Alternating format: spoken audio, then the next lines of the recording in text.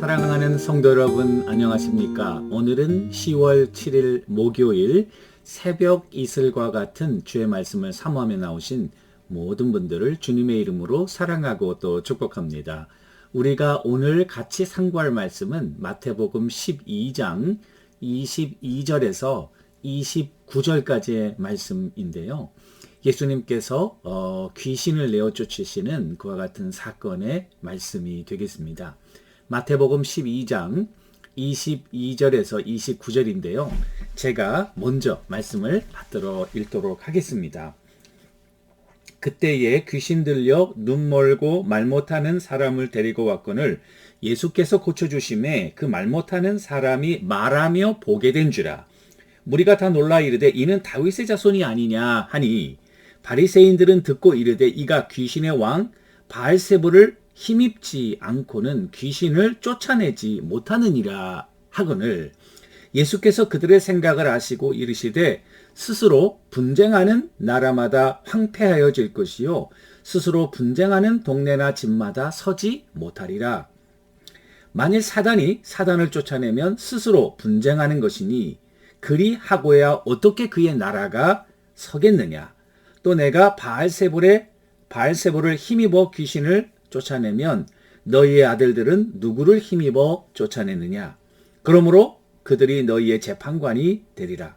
그러나 내가 하나님의 성령을 힘입어 귀신을 쫓아내는 것이면 하나님의 나라가 이미 너희에게 임하였느니라. 사람이 먼저 강한 자를 결박하지 않고서야 어떻게 그 강한 자의 집에 들어가 그 세간을 늑탈하겠느냐. 결박한 후에야 그 집을 강탈하리라. 아멘. 이것은 우리에게 주시는 하나님의 말씀입니다. 우리가 지난번에 살펴봤던 그 마태복음 11장의 중요한 주제는 제자도, discipleship에 관한 것이었다면 오늘 마태복음 12장의 주제는 the kingdom of God, 하나님의 나라에 관한 말씀이 12장에 나와 있습니다. 그래서 오늘 28절에 보면은 내가 하나님의 성령을 힘입어 귀신을 쫓아내면 하나님의 나라가 이미 너희에게 임하였다. 하나님의 나라가 이미 너희에게 임하였다. 이렇게 말씀하고 있습니다. 예수님이 오신 목적, 우리의 죄를 대속하시기 위해서 다윗의 자손으로 메시아로 오늘 23절의 말씀처럼 오셨거든요. 오셔서 물론 선임자같이 forerunner라고 그러죠. 그 길을 예비하는 구약의 마지막 선지자가 세례 요한이었고 세례 요한은 말라기에 있는 말씀 또 이사야서 40장에 있는 말씀처럼 그 광야에 여호와의 길을 예비하는 자, 그 외치는 자의 소리, voice in the wilderness. 그래서 그 사람들의 마음을 강팍한 마음, 높아진 마음, 골이 파여있는 마음들을 정비해서 그리스도의 복음이 그 가운데 이루어지고 하나님의 역사가 평탄하게 이루어질 수 있도록 준비 작업을 하는 사람이 세례 요한이었지 않았습니까?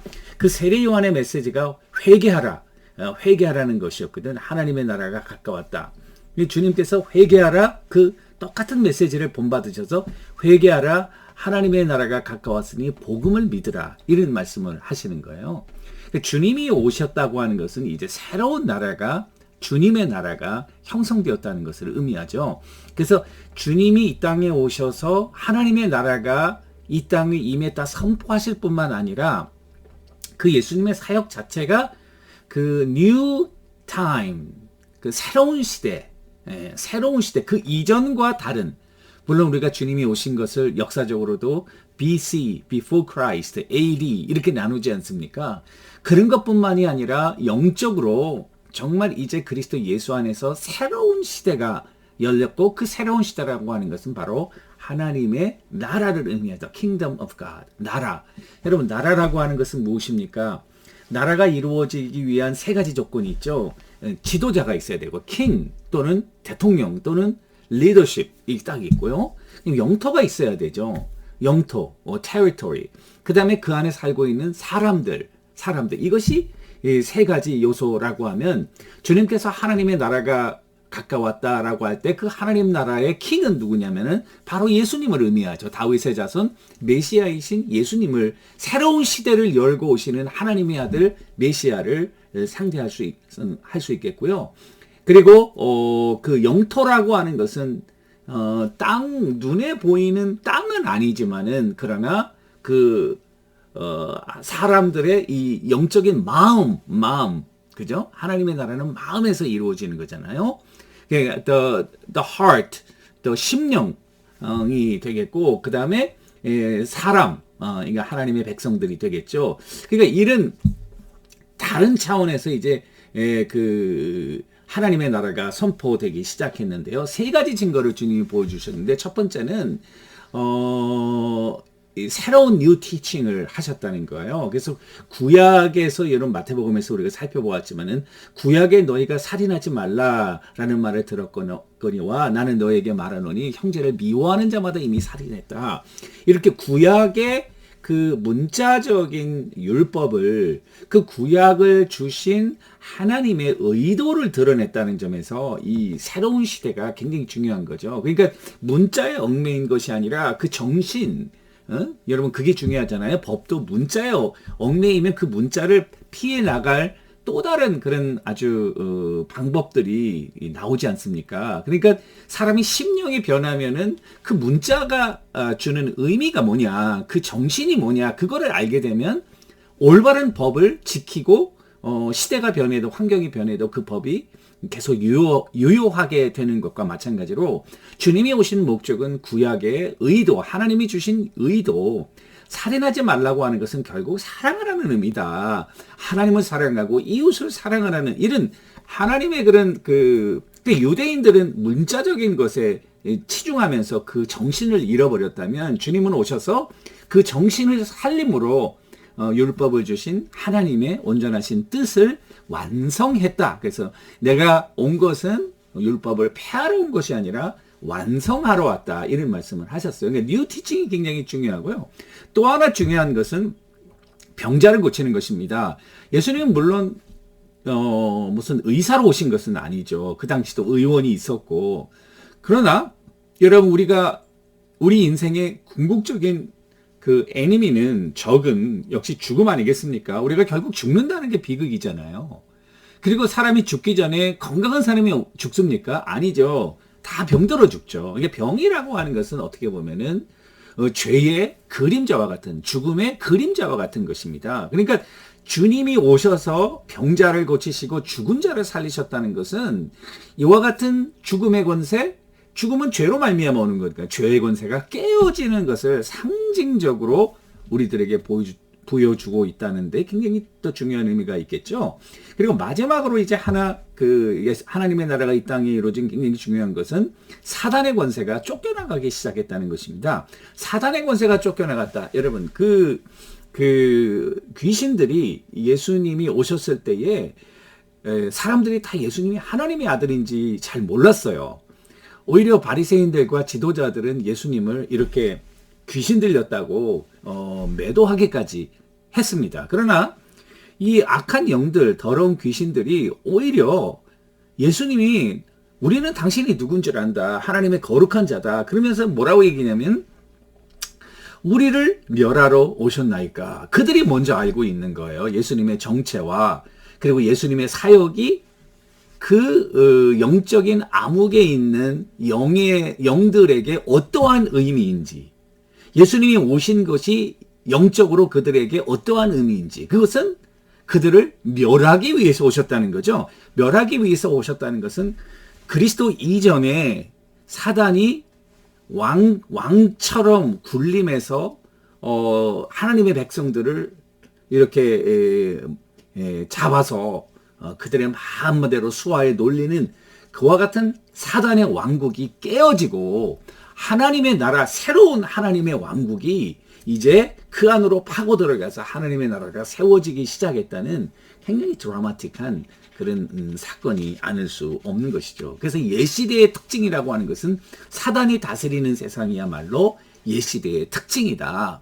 그래서 사단은 간교하고 자기의 정체를 드러내지 않고 거짓말하는 거짓의 아비이고, 사단은 처음부터 뭐 뿔을 달고 흉악한 얼굴로 이렇게 오는 것이 아니라 어떻게 보면은 광명의 천사로 가장하고 자기의 정체를 드러내지 않으니까 이게 참 문제인 것 같아요. 우리가 분별력을 가지고 올바로 보지 않으면은 볼 수 없는 거죠. 아담과 하와도 이렇게 뱀의 형상으로 말이죠. 아주 간교하게 그들에게 다가가고, 계시록에도 보면은 이 지상에서의 그런 핍박과 교회와 성도들의 핍박의 가장 중심에 사단이 있는데, 사단은 자기 모습을, 여러분 계시록 12장 될 때까지 사단이란 말이 나오지 않습니다. 그러나 악한 군왕들 또 이 지도자들, 거짓 선지자들 다 사단의 권세를 받아서 사단의 사주를 받는 그의 그런 손과 발의 역할을 하는 그런 사단의 에이전트인 것을 나중에서야 보여주고 있는 거죠. 따라서 여러분들과 내가 이 새 시대가 열렸다고 하는 것은 그리스도로 말미암아 이와 같은 사단의 권세가 더 이상 하나님의 백성들을 주관할 수 없다는 거예요. 이게 period. 더 이상 여기에 대해서 악유할, 그리스도의 이름으로 사단의 권세가 쫓겨나가는다는 거죠. 물론 그리스도의 재림으로 이것이 전쟁이 이제 완전히 끝나는 거예요. 그러나 사단의 이 척추가 분질러졌다. 이런 김세윤 교수님의 그 하나님 구원이란 무엇인가의 책 보면은 이 십자가 사건을 제2차 세계대전의 D-Day와 V-Day로 구분해서 십자가 사건으로 사단이 아직 영적인 전쟁이 여러분들과 나에게 있는 거예요. until 주님이 재림하셔서 완전한 그런 그 악한 영들과 악의 에이전트들을 다 멸하기까지는 전쟁이 끝나지 않은 거지만, 결국 사단의 주된 파워는 여러분 이 허리가 분질러졌다는 것은 허리 분질러진 일이 일어나지도 못하고 여러분 거의 뭐 손도 까딱 못할 거예요. 그러니까 우리가 그리스도의 이름으로 나갈 때에 그와 같은 능력이 주어지게 되었다는 사실입니다. 그래서 오늘 여러분들과 내가 아직까지 분질러졌지만은 영적인 전쟁이 있다는 거예요. 그래서 하나님의 나라가 임했다고 하는 것은 이런 영적인 전쟁에서 여러분들과 내가 이길 수 있는 영적인 고지가 마련됐다. 승리의 발판이 마련됐다. 할렐루야. 이거는 놀라운 일입니다. 그 이전에는 그런 일이 없었거든요. 그러니까 이제는 사단이 더 이상 하나님의 백성들 위에 군림해서 자기가 가지고 있는 거짓말의 무기와 그런 죽음의 무기를 휘두르면서 폭군처럼 우리 위에 군림할 수 없게 되었다는 것이, 이것이 놀라운 그리스도 예수 안에서 새 시대가 열려진 그런 증거라고 볼 수 있는 것이죠. 자, 그러면 이와 같은 영적인 전쟁에서 여러분들과 내가 사단으로부터 어떻게 승리하며 나갈 수 있을까라고 할 때 한 세 가지가 있는 것 같아요. 첫 번째는 이 사단이 공격하는 게 마음이거든요. 여러분들과 내가 마음을 잘 지켜야 돼요. 마음. 마음 속에 두려움도 있고 또 의심도 있고 또 달콤한 미끼도 있고 유혹도 있고. 자, 마음을 지키는 것은 여러분 이 세 가지 그 중에 영토라고 그랬잖아요. 사단이 공격하는 그 입지가 여러분들과 나의 마음이에요. 우리의 마음은 전쟁터예요. 빼앗기느냐 지키느냐. 마음을 지켜야 되는 거죠. 사단은 우리에게 의심도 불어넣고 괜히 추측하면서 이런 불안도 넣어주고 우리에 대한 잘못된 생각들, 너는 별 볼 일 없다, 너는 패배자다, 너는 실패자다, 너는 열등하다, 형편없다, 뭐 이런 잘못된 여러분들의 마음을 이렇게 공격하는, 거기서부터 여러분들이 자신을 지켜야 하고요. 두 번째, 이와 같은 견고한 진을, 이거 견고한 진이라고 고린도 후서 10장 4절, 이 견고한 진은 파괴시킬 수 있는 능력이 우리에게 주어졌는데 그것이 하나님의 말씀입니다. 왜냐하면 우리에게 공격하는 것이 다, 사단은요 진리를 말할 수가 없어요. 그냥 거짓말로만 말하는 거예요. 여러분들이 진리 가운데 있다면 이 사단의 공격으로부터 그런 우리 자신을 보호하고 그리고 승리할 수 있는 기반이 마련됐다는 것이죠. 따라서 여러분들과 내가 이제 그리스도 예수 안에서 새로운 피조물로 새로운 시대가 열렸다는 것을 알고 우리의 마음을 지키면서 진리로 나갈 때 사단은 반드시 물러간다는 사실을 믿고 이 사실을 적용하고 또 실천하면서 여러분들의 삶에 새로운 역사가 이루어지길 주님의 이름으로 간절히 축원합니다. 기도하겠습니다. 하나님 아버지, 그리스도 예수의 오심으로 십자가 사건으로 부활의 사건으로 사단의 권세가 꺾여진 것을 믿게 하시고 이것을 우리 삶에 증거하고 또 실천하면서 하나님의 나라가 확장되고 그 하나님의 나라 속에 축복과 능력이 임하는 놀라운 은혜를 경험하는 우리 모두 되게 하옵소서. 예수님의 이름으로 기도합니다. 아멘. 여러분, 오늘도 주님과 동행하시는 우리 모두가 되기를 주님의 이름으로 축원합니다. 감사합니다.